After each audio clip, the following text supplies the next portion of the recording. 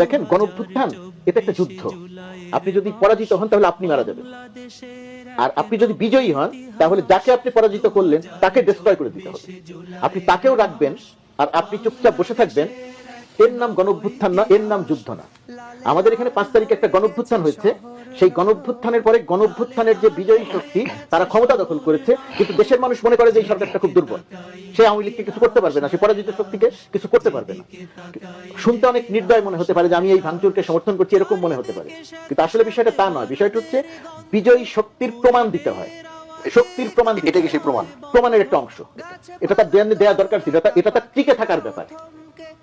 শেখ হাসিনা আবার এসে অথবা দেশের ভেতরে একটা অরাজকতা করে আবার সে ক্ষমতা দখল করবে, এরকম একটা চ্যালেঞ্জ নিয়ে শেখ হাসিনা সামনে এসেছে। জাহিদ ভাই যতই বলুক যে সেটা একটা বিনোদন, হ্যাঁ ওটা আমার কাছেও বিনোদন, আমিও এটা শুনি। শেখ হাসিনার অসহায়ত্বটা জাহিদ ভাই সুন্দর করে বলেছেন, আমি হয়তো ওই ভাষায় বলিনি, ওইভাবে চিন্তা করিনি। আমি পরে চিন্তা করে দেখলাম যে হ্যাঁ আমার কাছেও তাই, না হলে আমি 30-40 মিনিটের ওই ভোগাস কথা কেন শুনবো?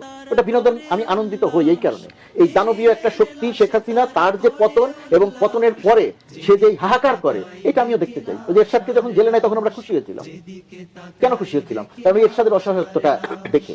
তো এইখানে এই গণঅভ্যুত্থানের বিজয়ী শক্তি 5 আগস্টের পরে যে ঘটনাগুলো ঘটার কথা ছিল সেটা না ঘটার কারণে পরাজিত শক্তি মনে করেছিল যে 5 আগস্টের শক্তি দুর্বল, তাদের আর ঐক্য নাই, তারা আর সামনে আসতে পারবে না।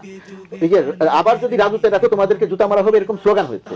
ধারণা করা হচ্ছিল যে রাজুতে ডাকলে আর কেউ আসবে না, কিন্তু 32 নম্বরের ক্ষেত্রে গিয়ে দেখা গেল যে রাজুতে না, যে কোনো ক্ষেত্রেই তারা যদি জনসম্পৃক্ত থাকে এবং স্বৈরাচারের এগেইনস্টে, শেখ হাসিনার মতো এরকম দানবের এগেইনস্টে তারা যদি কোনো একটা কর্মসূচি দেয়, তাহলে ছাত্র জনতা এখনো অটুট আছে এবং এখনো তারা সেখানে যায়। এটা দিয়ে সরকারের একটা শক্তিমত্তার প্রমাণ হয়েছে। কিন্তু যেটা করা দরকার এখন, এই যে বিভিন্ন জায়গায়, আজকে হয়তো 20টা জায়গায় আগুন দেওয়া হচ্ছে, এই যে 20টা জায়গায় আগুন দেওয়া হচ্ছে, এই প্রক্রিয়াতে যদি আগুন দেওয়াটা থাকে সরকারকে যে জায়গাটাতে ভাবতে হবে।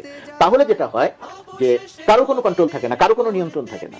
তার বাড়িতে কে আগুন দিল দেখা গেল যে খুঁজে পাওয়া যাবে না। আপনার বাড়ির সঙ্গে আমার শত্রুতা আছে, আমি একজনকে দিয়ে একটা করিয়ে দিলাম, সেটাকে মনে হবে যে ছাত্র জনতার কাজ, কিন্তু পরে খুঁজতে গেলে দেখা হবে যে ওই বাড়িতে আগুন দেওয়ার কথা ছিল না, কারো বাড়িতেই আগুন দেওয়ার কথা ছিল না। আগুন দেওয়া থেকে আমি সমর্থন করছি না, আমি বলছি যেহেতু আমাকে একটা চ্যালেঞ্জ দিয়েছে, যেহেতু আমার টিকে থাকার একটা ব্যাপার ছাত্র জনতার, সুতরাং এই জায়গাটাতে তাদের এই শক্তিমত্তার প্রমাণ দেওয়াটা দরকার ছিল। কারণ তারা বিজয়ী, তারা পরাজিত করেছে একটা শক্তিকে, গণ অভ্যুত্থানে রক্ত দিয়ে পরাজিত করেছে।